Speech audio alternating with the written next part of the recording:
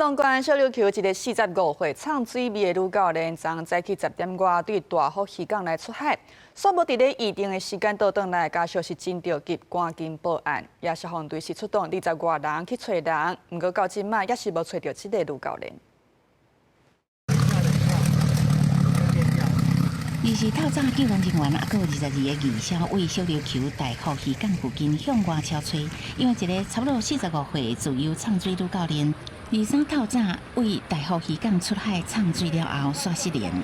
今日24日上午8时，有9分队出动4车5人1艇，22名义消配合海巡署持续救援当中。 家属通报女教练23早起10点就出海，迄暗8点还未返厝，赶紧通报。累计甲单已经失踪1天。小琉球其他爱唱水的人嘛出海倒找。